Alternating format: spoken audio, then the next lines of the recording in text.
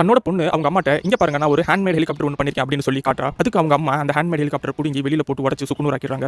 கோவத்துல அவங்க அம்மா உனக்கு எத்தனை தடவை சொல்றது ஃபீமேல் பைலட் ஆகுறதுங்கிறது ரொம்ப கஷ்டம், நீ உன்னோட குக்கிங் ஸ்கில்ல வளர்த்துக்க அப்படின்னு சொல்லிட்டு போயிடுறாங்க. ஏன்னா அந்த பொண்ணுக்கு பைலட் ஆகணுங்கிறது தான் ஆசை. இன்னொரு நாள் அம்மா எனக்கு குக்கிங் நல்லா வரும், ஆனாலும் எனக்கு இந்த மாதிரி விஷயங்கள்ல கொஞ்சம் இன்ட்ரெஸ்ட் அதிகம் அப்படின்னு சொல்றா. அதுக்கு அவங்க அம்மா நீ பேரண்ட்ஸோட பேச்ச கேட்கலனா நீ லைஃப்ல சக்சஸ் ஆக முடியாது அப்படின்னு சொல்றாங்க. ஒரு நாள் இந்த பொண்ணு அதே மாதிரி ஒரு ஹெலிகாப்டர் ப்ரோட்டோடைப் ஒன்று பண்றா.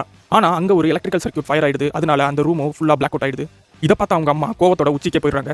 நீ என்னோட பொண்ணே கிடையாது, நீ என்னோட பேச்ச கேட்க மாட்டே அப்படின்னு சொல்லி அந்த பொண்ணை அவங்க அங்கிள் வீட்டில் போய் விட்டுறாங்க. ஸோ அந்த பொண்ணு அவங்க அங்கிள் வீட்டில் வளர்க்கப்படுறா. கொஞ்சம் வருஷங்கள் கடந்து போகுது.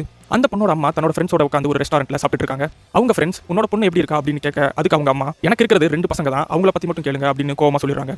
அங்க இருந்த ஒரு ஃப்ரெண்ட் சடனா டிவில வர நியூஸ் சேனலை காட்டுறாங்க. ஹே அங்க பாரு அது உன்னோட பொண்ணு தானே அப்படின்னு. பார்த்தா அந்த பொண்ணு சக்சஸ்ஃபுல்லா ஒரு ஏரோப்ளேனை லேண்ட் பண்ணி காட்டியிருக்கா, யங்கஸ்ட் ஃபீமேல் பைலட் அப்படின்னு சொல்லி. அதை அவங்க அம்மா பார்த்துட்டு ஆமா அது என்னோட பொண்ணு தான் அப்படின்னு சொல்லி சந்தோஷத்துல குதிக்கிறாங்க. என்ன நினைக்கிறீங்க அப்படின்னு ரிப்போர்ட்டர் கேட்கறாங்க. அம்மா நான் ஜெயிச்சிட்டேன், யாருமே என்ன நம்பல என்னோட அங்கிளை தவிர, so believe in your dreams அப்படின்னு சொல்றா.